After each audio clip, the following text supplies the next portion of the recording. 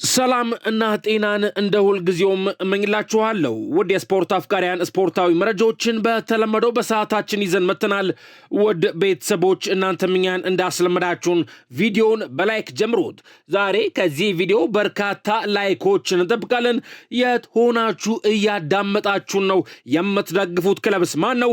እንዲሁም ስማችሁን ብትጽፉልኝ ቀጣይ በሚኖረን የስፖርት ዝግጅት ፕሮግራም ላይ የጻፋችሁልኝን አስተያየት እያነበብኩኝ ስማችሁን እየጠራው እማመሰግናችሁ ይሆናል። ከዚህ ቀደም በነበረን የስፖርት ዝግጅት ፕሮግራም ላይ በርካታ ቤተሰቦቼ ሐሳብና አስተያየቶቻችሁን ጽፋችሁልኛል። እናም በዚህ ቪዲዮ መጨረሻ ላይ የጻፋችሁልኝን አስተያየት ያነበብኩኝ ስማችሁን እየጠራው እማመሰግናችሁ ይሆናል። ቀጥታ ወደ ስፖርታዊ መረጃዎች ስንሻገር ትናንት በአውሮፓ ታላላቅ ሊጎች ውስጥ የተደረጉ በርካታ ተጠባቂ ጨዋታዎች ነበሩ። የጨዋታዎቹን ውጤቶች በጨረፍታ ተመልክተን እንዲሁም ከጨዋታዎች ውስጥ በኋላ ምን ተባለ የሚለውን በአጭሩ ተመልክተን ወደ ሌሎች የስፖርት መረጃዎች የምንሻገር ይሆናል። ትናንት ከተደረጉት ጨዋታዎች መካከል እጅጉን ሲጠበቅ የነበረው የሳምንቱ ትልቅ ጨዋታ የተባለው የማንቹሪያን ደርቢ ጨዋታ ተደርጓል። ቤተሰቦች ማንቸስተር ዩናይትድን ከማንቸስተር ሲቲ ጋር ያገናኘው ጨዋታ በማንቸስተር ዩናይትድ አሸናፊነት ጨዋታው ተጠናቋል። በእንግሊዝ ፕሪሚየር ሊግ መርሃ ግብር ማንቸስተር ዩናይትድ ከማንቸስተር ሲቲ ጋር ያደረገውን ጨዋታ 2-0 አሸንፈዋል። የማንቸስተር ዩናይትዶችን የማሸነፊያ ግቦችም ብሪያን ምቤሞና ፓትሪክ ዶርጉ አንዳንድ ግቦችን ማስቆጠር ችለዋል። ብሪያን ምቤሞ በውድድር ዓመቱ ከየትኛውም የማንቸስተር ዩናይትድ ተጫዋች በላይ 7 የሊግ ግቦችን ማስቆጠር ችሏል። ኤርሊንግ ብራውት ሃላንድ ደግሞ ለሰባተኛ ተከታታይ ጨዋታ በክፍት ጨዋታ ግብ ሳያስቆጠር ወጥቷል። ፓትሪክ ዶርጉ ባለፉት 5 የፕሪሚየር ሊግ ጨዋታዎች 4 የግብ ተሳትፎችን ለክለቡ ማንቸስተር ዩናይትድ ማድረግ ችሏል። በቀጣይም ቅዳሜ ማንቸስተር ሲቲ ከወልቭስ፣ እሁድ ደግሞ አርሰናል ከማንቸስተር ዩናይትድ ጋር የሚጫወቱ ይሆናል። ከጨዋታውም በኋላ ማን እንደሆንን አሳይተናል ብሏል የማንቸስተር ዩናይትዶቹ የመሃል ተከላካይ ሊሳንድሮ ማርቲኔዝ። ከደርቢው ድል በኋላ የማይታመን ሲል ተደምጧል። ያስመዘገቡትን ድል የማይታመን ሲል የገለጸው ሊሳንድሮ ማርቲኔዝ ጨዋታው ፈታኝ ነበር፣ ነገር ግን ማን እንደሆንን አሳይተናል ብሏል። ማይክል ካሪክ የነገራቸውን እንደተገበሩ የገለጸው ማርቲኔዝ አሰልጣኛችን የደጋፊዎቻችን ድጋፍ እንድንጠቀም ነግሩን ነበር ሲል ተደምጧል። ማንቸስተር ዩናይትዶች እንኳን ደስ አላችሁ ያለው ደግሞ የማንቸስተር ሲቲ ዋና አሰልጣኝ ፔፕ ጋርዲዮላ ነው። በደርቢው የተሸነፉት የማንቸስተር ሲቲዎች ዋና አሰልጣኝ ፔፕ ጋርዲዮላ ተጋጣሚያቸው ዩናይትድ የተሻለ ቡድን እንደነበረ ገልጿል። ማንቸስተር ዩናይትድ የተሻለ ቡድን ነበር ያለው አሰልጣኙ ከዚህ በላይ የምለው ነገር የለም እንኳን ደስ አላችሁ ሲል ተናግሯል። የተሻለው ቡድን ሲያሸንፍ አምኖ መቀበል ያስፈልጋል፣ እኛ የሌለን ጉልበት እነሱ ነበራቸው ሲል አሰልጣኝ ፔፕ ጋርዲዮላ ተናግሯል። ፓትሪክ ዶርጉ ደግሞ እንዲህ ብሏል። በቀጣይ ኤምሬት የምንሄደው 3 ነጥብ ለመውሰድ ነው ብሏል። የማንቸስተር ዩናይትድ ተጫዋች ፓትሪክ ዶርጉ በትናንትናው ጨዋታ አደገኛ ነበርን ሲል አስተያየቱን ሰጥቷል። 3 ጎል ተሽሮብናል ያለው ዶርጉ በጣም አደገኞች ነበርን፣ ምርጥ ጨዋታ ነበር፣ እነሱን ሙከራቸውን እንኳን አላውቅም ብሏል። ስለ ቀጣይ ተጋጣሚያቸው አርሰናልም የተጠየቀው ዶርጉ ሌላ ከባድ ጨዋታ ነው፣ ነገር ግን ወደዛ የምንሄደው 3 ነጥብ ይዘን ለመመለስ ነው ሲል ተደምጧል። ትናንት የተደረጉ ሌሎች ጨዋታዎችም ነበሩ። ቼልሲ ሲያሸንፍ ሊቨርፑል ነጥብ ጥሏል። የምዕራብ ለንደኑ ክለብ ቼልሲ ከብሬንትፎርድ ጋር ያደረገውን ጨዋታ በፔድሮና በፓልመር ግቦች 2-0 አሸንፈዋል። ሊቨርፑል በበኩሉ ከበርንሌ ጋር ያደረገውን ጨዋታ 1-1 በሆነ አቻ ውጤት አጠናቋል።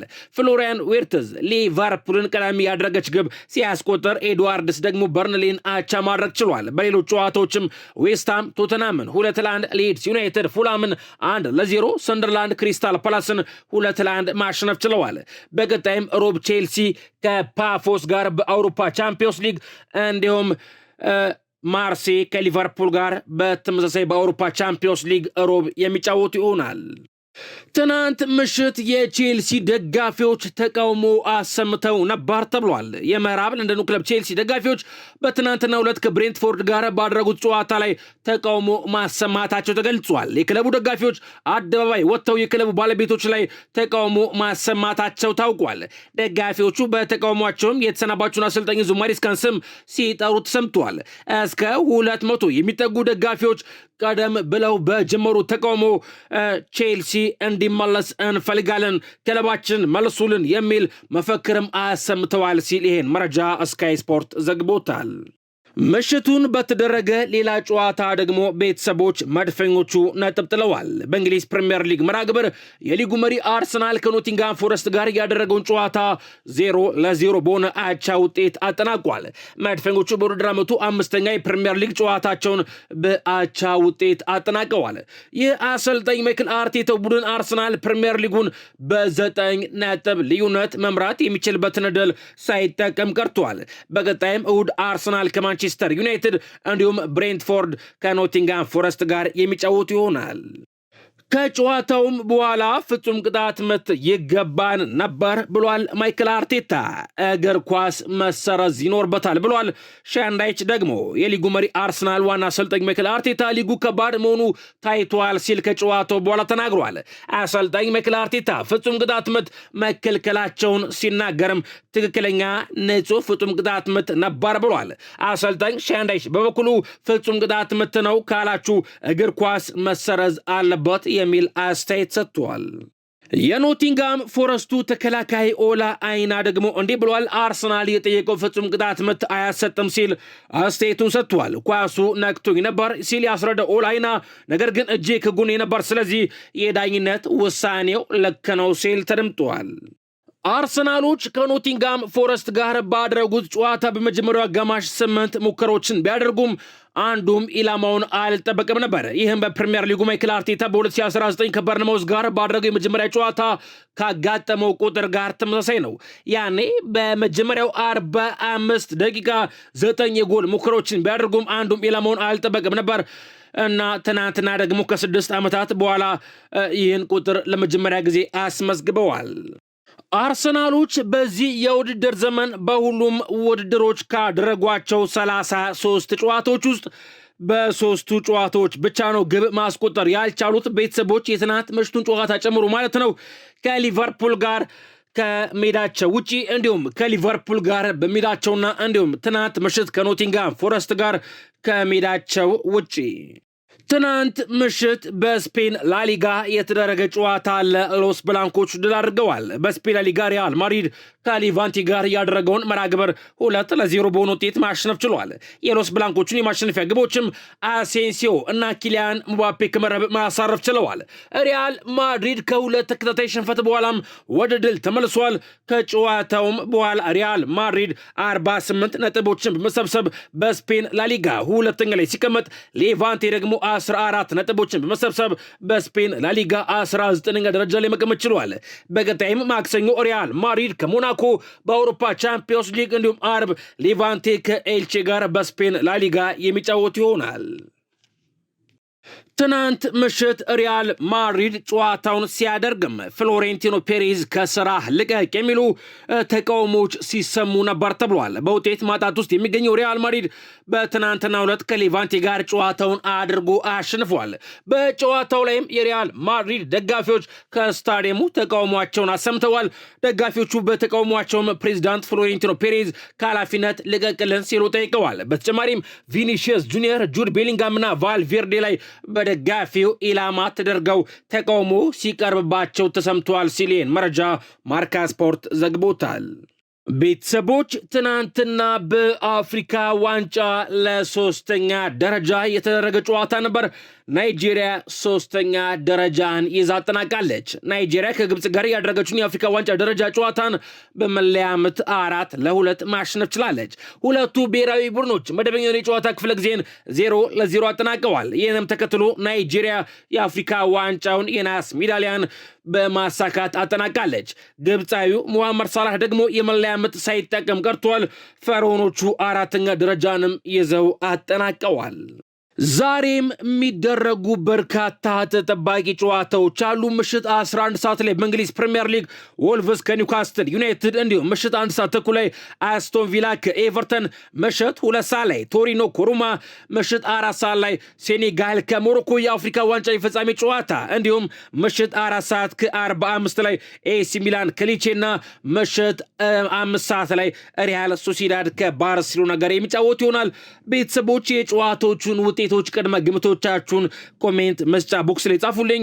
እኔ ወደ ሌሎች የስፖርት መረጃዎች ልሻገር።